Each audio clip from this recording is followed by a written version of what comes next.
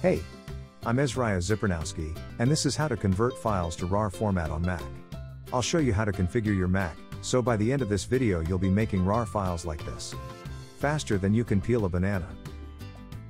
Navigate to the WinRAR download page and click on RAR for Mac OS to download the installation package.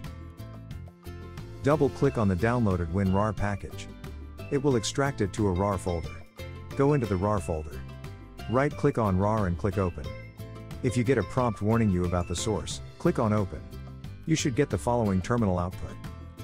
The last step is to set everything up. Open Spotlight Search. Type in Automator, and open it. From the top menu, go to File, New, and select Quick Action. From the Actions menu, find and double-click on Run Shell Script. Now head over to the right and set Workflow to receive current files or folders in Finder. Make sure Shell is set to bin bash. And set the pass input to as arguments. Now head over to the ezyZip How To page, link provided in the description, and copy the script. Go back to the Automator and paste the script in the text area. It should look like this. Now all you have to do is save it by going to File, click Save, and give it a name of your choice. Now everything is set up.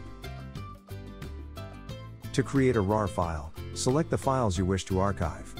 Then right-click, select Quick Actions, and create RAR Archive. It's that easy. I hope that helps. Please click the logo and subscribe, it would mean a lot to us.